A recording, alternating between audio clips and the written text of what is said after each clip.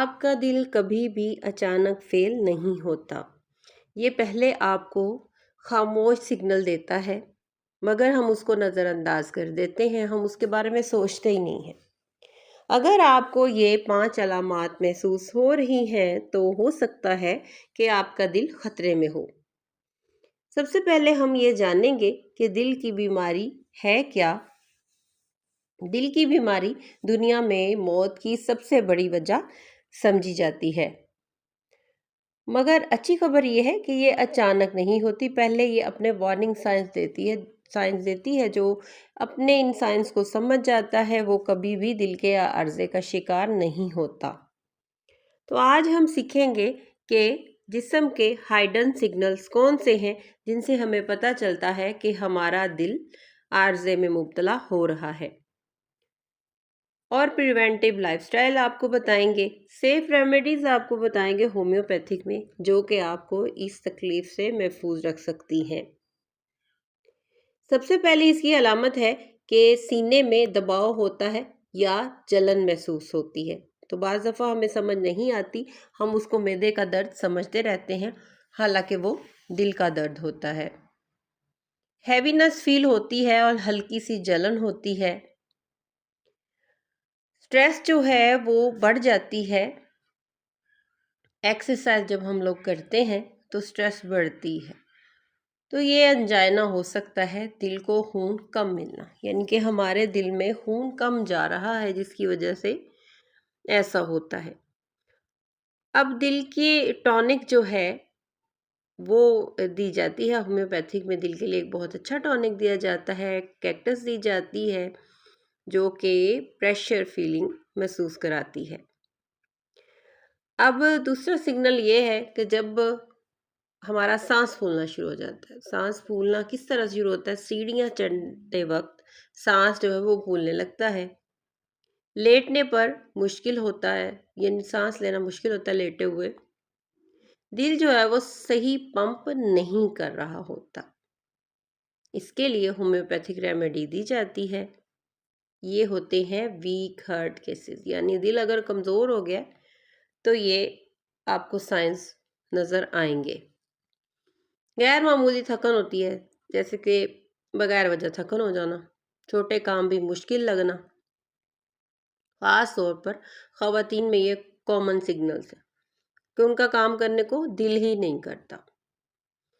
एक और इसका साइन है कि पसीना बहुत ज़्यादा आता है, बगैर गर्मी के पसीना आना शुरू हो जाता है और ठंडा पसीना आता है। बॉडी जो है वो डिस्ट्रेस सिग्नल दे रही होती है, बता रही होती है कि कहीं कुछ गड़बड़ है। अब पांचवा सिग्नल क्या है कि बाजू में, गर्दन में या जबड़े में तकलीफ होती है। ये तकलीफ जो है ना, ये बढ़ती है, फैलती है। तो ये लेफ्ट आर्म में ज़्यादा होती है। चक्कर या मतली आना, जब ऐसा फील हो रहा होता है, दर्द हो रही होती है, तो उसके साथ हमें चक्कर और मतली भी हो सकती है। और चक्कर मतली भी दिल के आर्जे का साइन हो सकता है। फेंट हो जाना, बाद लोग बेहोश हो जाते हैं आर्जी तौर पर, तो ये भी इस तरफ बंदे को लेके जा सकता है। ब्लड फ्लो इशू होता है, वेन्स जो है ब्लॉक हो जाती हैं, उसकी वजह से इस तरह के इश्यूज हो जाते हैं। प्रिवेंशन इसकी हम आपको बताते हैं कि किस तरह से आपने प्रिवेंट करना है अपने आप को।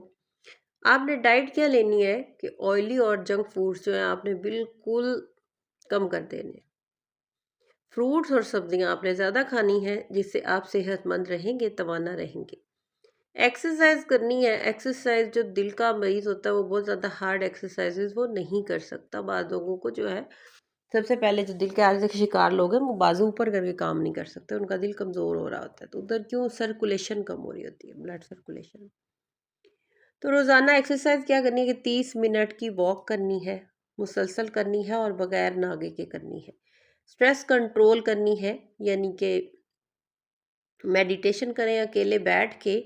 आप जब मेडिटेशन का ये तरीका होता है, कमरे में अकेले बैठ के जहाँ पे कोई आवाज़ नहीं है, आपने वहाँ बैठना है और बिल्कुल खामोशी के साथ बैठना है और लंबी सांसें लेनी है और अपने बारे में अपनी अच्छी जो नेकियां हैं उनके बारे में सोचना है और मज़ीद नेकियां करने का प्लान करना है। तो ये होती है मेडिटेशन। अच्छा पॉजिटिव सोचना होता है उस वक्त।